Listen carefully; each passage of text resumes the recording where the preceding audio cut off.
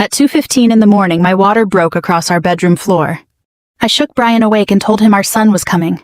He pulled the blanket over his shoulder and said, "I have a 9 o'clock presentation. Call an ambulance." For a few seconds, I honestly thought I had misheard him. The room was dark except for the blue light from his phone charging on the nightstand. The air conditioner hummed softly. Somewhere outside, a sprinkler clicked across a neighbor's lawn. And there I was, standing beside the bed in a damp nightgown, one hand braced against my lower back, staring at the man I had been married to for 12 years. "Brian," I said again, "my water broke." He opened one eye. "Claire, I heard you." Another contraction tightened across my stomach. I grabbed the dresser until it passed. "You need to take me to the hospital." He rubbed both hands over his face like I had woken him over a leaking faucet. "I have been working on this presentation for 3 weeks. It's the St. Vincent account. If I walk in there half asleep, I could lose the whole region." I remember looking at him and thinking how strange it was that he could say all that while I was standing in a puddle. "I'm scared," I said. "That should have mattered." Instead, he sighed. "You've had months to prepare for this. Call 911 if you need to." Then he rolled over. He actually rolled over. I wish I could tell you I screamed at him. I didn't. I stood there listening to his breathing settle again while another contraction started. My name is Claire Morgan. At the time, I was 44 years old and worked as the librarian at Town Meadow Elementary in Carmel, Indiana. I had spent most of my adult life keeping things in order. Books in the right section, permission slips in labeled folders, winter reading lists printed before Thanksgiving break. I believed most problems could be managed if you paid attention early enough. That belief had kept me hopeful through 7 years of trying to have a baby. There had been specialists, injections, calendars, blood work, and 2 miscarriages I still could not talk about without feeling pressure behind my ribs. By the time I became pregnant with Ethan through our final round of IVF, I was afraid to buy baby clothes until I reached the 3rd trimester. My doctor called it a high-risk pregnancy because of my age, blood pressure, and history. I called it 9 months of holding my breath. Brian knew all of that. The afternoon before I went into labor, he had stood beside me in the nursery with his hand spread over my stomach. He asked me to smile while he took a picture for Facebook. 10 minutes later, he posted it with the caption, "Can't wait to meet our little man." The comments came quickly. "You two will be amazing parents. Brian is going to be such a great dad. What a beautiful family." Then he put down his phone, looked at the nursing chair I had ordered, and said, "Did we really need the expensive one? It was on sale." It was still almost $400. "My back has been hurting." He shook his head. "You know, not everything has to be top of the line just because we waited a long time." That was Brian. Warm in photographs, irritated in private. I had noticed the change during the pregnancy, but I kept explaining it away. He was under pressure at work. He was nervous about becoming a father at 46. He had never been good with hospitals. I was very skilled at finding reasonable explanations for unreasonable behavior. At 2:19 that morning, I called 911 from the hallway. The dispatcher asked if my husband was home. I looked toward the bedroom. "Yes." "Is he able to drive you?" "No," I said. "He has work in the morning." There was a pause. Not a long one. Just enough for me to hear how that sounded to another person. The dispatcher told me to sit down and unlock the front door. I changed into gray sweatpants and an old Carmel Clay Schools sweatshirt. Lifting my hospital bag felt harder than it should have. Halfway down the stairs, I had to stop and breathe through another contraction. When I opened the front door, Rosa Delgado was already crossing the street. Rosa was 68, widowed, and lived in the brick ranch directly across from us. She had arthritis in both knees and usually moved slowly, especially before sunrise. That morning, she moved fast. "Claire," she called. "What happened?" "The baby's coming." She looked behind me. "Where's Brian?" I could not answer right away. Her expression changed. "He's upstairs." Rosa stared at our bedroom window. The curtains were open a few inches.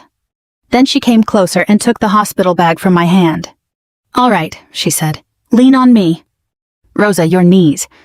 "My knees have complained for 15 years. They can complain at the hospital." The ambulance arrived 2 minutes later. As the paramedics helped me onto the stretcher, Rosa climbed in beside me without asking permission. She had forgotten her purse and was wearing bedroom slippers, but she held my hand all the way to IU Health North. Ethan's heart rate dropped about 3 hours into labor. 1 minute, a nurse was adjusting my monitor. The next, the room filled with people. Someone said, "We need to move." Someone else asked me to sign a form. I remember the bright operating room lights, the blood pressure cuff tightening around my arm, and Rosa's face disappearing behind the closing doors. Brian still had not answered my calls. Ethan was delivered by emergency C-section at 6:41 a.m. He weighed 6 pounds, 8 ounces. When they lifted him high enough for me to see him, he was red-faced and furious, with a full head of dark hair. His cry was thin at first, then strong. "That's your boy," one of the nurses said. I started laughing and crying at the same time. The surgery took longer than expected because I lost more blood than they wanted. By the time they brought me to recovery, I was shaking under 2 heated blankets. Rosa was waiting in a plastic chair with my phone in her lap. "Any word from Brian?" I asked. She looked down. "No, honey." At 12:47 that afternoon, he finally sent a text. "Did everything go okay?" That was it. No call. No request to speak to a doctor. No question about Ethan's weight, my surgery, or which room we were in. Just 6 words. A maternity nurse named Denise noticed me staring at the screen.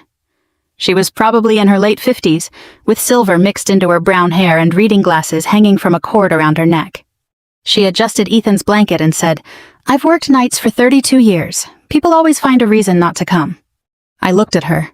She nodded toward Rosa, who had fallen asleep with one hand resting on her swollen knee. But the person in that bed never forgets who showed up. I looked down at Ethan. His whole hand was wrapped around the tip of my finger. For years I had been afraid of losing my chance to become a mother. That morning, I realized I had been so focused on keeping my marriage together that I had not noticed Brian had already stepped out of it. 1 week later, I came home with Ethan. Brian had spent most of those 7 days saying he was too busy to visit. That afternoon, he knocked on the locked bedroom door. "My mother keeps asking for pictures," he said. "I want to see my son." I opened the door a few inches and looked him straight in the eye. "What son?" I asked. Brian stared at me through the narrow opening as if I had spoken in another language. "What do you mean, what son?" I kept one hand on the door. "You mean Ethan?" His jaw tightened. "Yes, Claire, Ethan, my son. The baby you left me to deliver while you slept?" For a second, neither of us said anything. I could hear the soft mechanical hum of the bassinet behind me. Rosa was sitting in the rocking chair near the window, folding a receiving blanket across her lap. She did not look up, but I knew she was listening. Brian lowered his voice. "You're being ridiculous. I had surgery." "I know that." "You didn't visit." "I had work." "You didn't call." "I texted you." 6 words. He said it like that settled the matter. Then he glanced over my shoulder. "Can I come in or not?" I almost laughed. Not because anything was funny. Because he had arrived wearing a navy suit, polished shoes, and the expression of a man stopping by to inspect a delivery.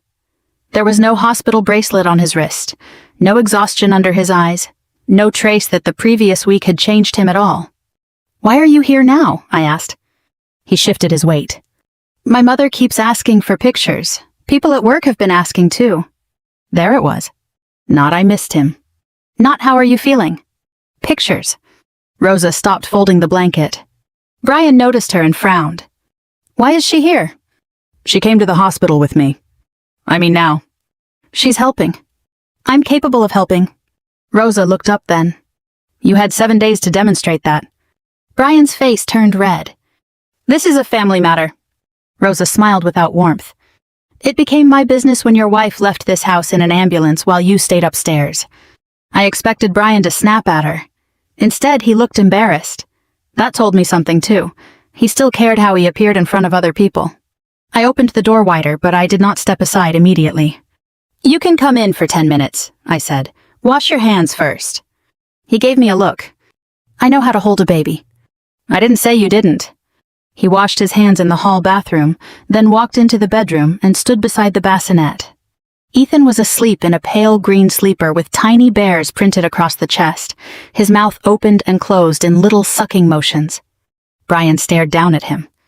"He's small. He was born 3 weeks early." "I thought he was full term." "You would know more if you had come to the hospital." He ignored that. When I lifted Ethan and placed him in Brian's arms, Brian held him too far from his chest, like a fragile package he was afraid of dropping. "Support his head," I said. "I am." "You're supporting his neck." Brian adjusted his hand, irritated already. Ethan made a small squeaking sound and scrunched his face. Brian looked alarmed. "Does he always do that?" "He's 7 days old, Brian." Rosa turned her face toward the window, but I saw her shoulders move. Brian pulled out his phone. He took several pictures. In most of them, he angled the screen so his own face filled half the frame. "Can you take one of us?" he asked me. "No." He looked at Rosa. She shook her head. "I don't work for Facebook." Brian took a selfie instead. The moment Ethan began fussing, he held him out toward me. "I think he's hungry." "He ate 20 minutes ago." "Well, something's wrong." I took Ethan back. Nothing was wrong. He settled as soon as I placed him against my chest. Brian checked his watch. "I have dinner with the regional team tonight." "Of course you do." He paused at the doorway. "You need to stop punishing me for one bad decision." I looked down at Ethan. One bad decision lasted 7 days. That night, while I was warming a bottle in the kitchen, my phone buzzed. Brian had posted the selfie. My whole world finally arrived. There were more than 200 likes within an hour. His mother commented, "Proud of my wonderful son." A coworker wrote, "Natural-born dad." I turned the phone face down. My actual world was less polished. My incision burned every time I stood up. My ankles were still swollen. I slept in stretches so short I stopped counting them. Sometimes Ethan would cry just as I had lowered myself carefully onto the couch, and I would have to push back up with both hands while trying not to pull at the stitches. One night, around 3, I sat on the bathroom floor and cried because I could not remember whether I had taken my pain medication. Not dramatic crying, just silent tears falling onto my sweatshirt while the bottle warmer clicked off in the kitchen. Rosa helped whenever she could. Her hands hurt in the mornings, and her knees made climbing our front steps difficult, but she came anyway.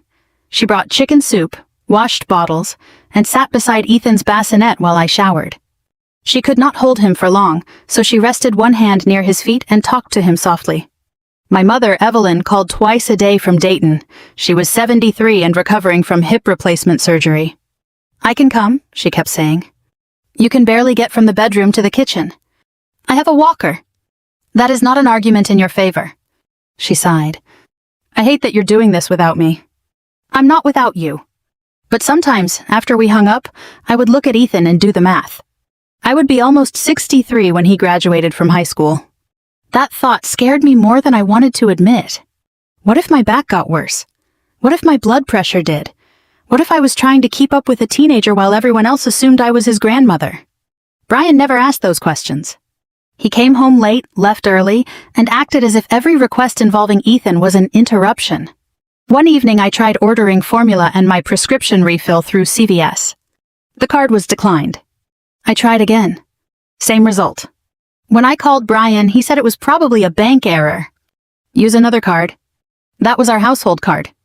"I'll look at it tomorrow." I did not wait. I logged into our accounts after Ethan fell asleep. The credit card was nearly maxed out.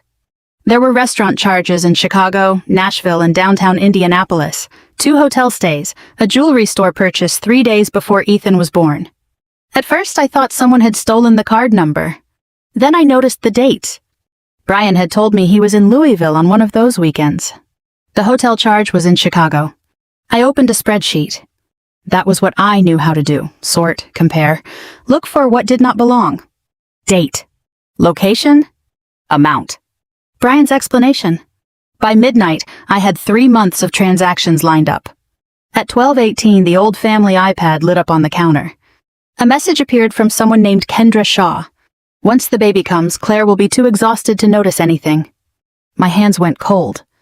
The iPad was still connected to an Apple account Brian must have forgotten about. I opened the message thread. There were hotel confirmations, photos of jewelry, complaints about me. Then I found the one that changed everything. "She won't leave now. She worked too hard to get pregnant." I read it twice.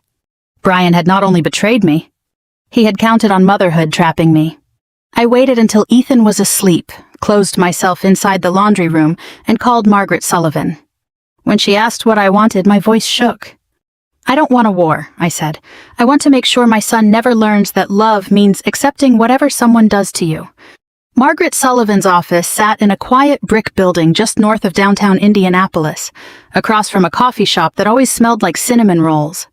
I arrived 20 minutes early because Ethan had fallen asleep in the car, and I knew better than to interrupt one of the rare naps he gave me. I sat there watching people come and go with briefcases and travel mugs while my son slept in the back seat. A month earlier, I had imagined this stage of my life very differently. I thought I would be worrying about daycare, first smiles, and which grandparents would spoil Ethan the most. Instead, I was carrying a diaper bag in one hand and a 3-inch binder of bank statements in the other. Margaret greeted me herself. She was 59, with silver hair cut just below her chin and the calm voice of someone who had seen every version of a marriage ending. "You must be Claire." "I am." "And this young man must be Ethan." She smiled at him before leading us into her office. The room wasn't intimidating. No towering shelves of law books. No dramatic mahogany furniture. Just family photographs, neatly organized files, and a small rocking chair tucked into one corner. "I've represented a lot of new mothers," she said as I settled Ethan into the chair. "You're welcome to stop whenever he needs you." That simple sentence nearly made me cry. She didn't treat Ethan like an inconvenience. Brian had been doing that for months. Margaret waited until I finished explaining everything. The labor. The hospital. The affair. The hidden expenses. The messages. The spreadsheet. She flipped through my binder slowly. "You've organized this very well." "I'm a librarian." "I can tell." She smiled briefly. Then she became serious. "Claire, I need to separate two things." I nodded. "One is what Brian did as a husband. The other is what the court cares about." I leaned forward. "They're different?" "Sometimes very different." She explained that Indiana was a no-fault divorce state. Brian would not lose custody simply because he cheated. The judge would not punish him for sleeping with another woman. That wasn't how family court worked. What mattered was evidence. How involved each parent actually was. How marital money had been spent.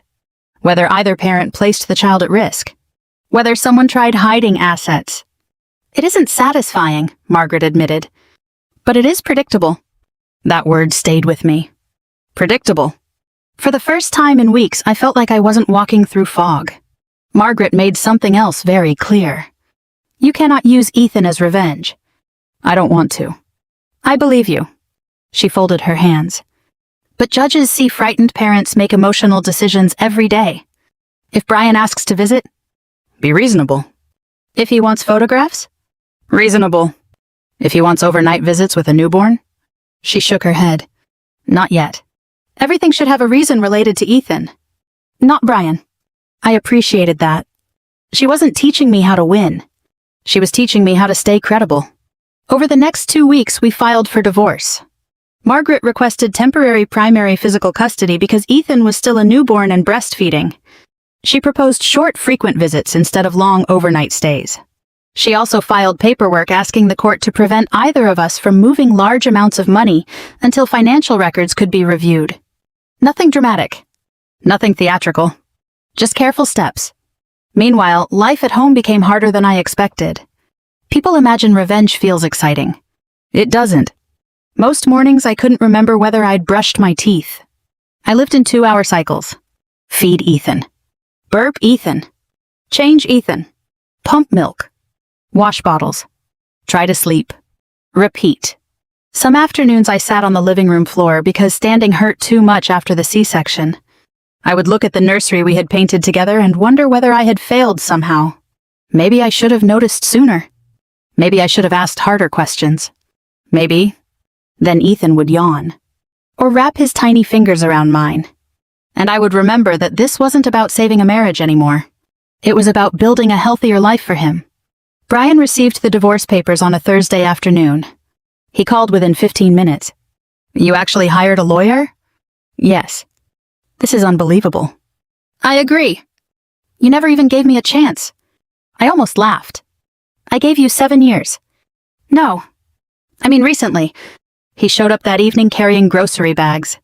Fresh fruit. Soup. Diapers. Formula. If someone had walked in at that moment, they would have believed he was husband of the year. "I thought we could have dinner," he said. I looked at the bags. "You've never bought groceries before." "I can change." "So suddenly." He ignored that. Instead, he picked up Ethan. He kissed the top of his head. Then he looked at me. "We don't have to rush this divorce." I stayed quiet.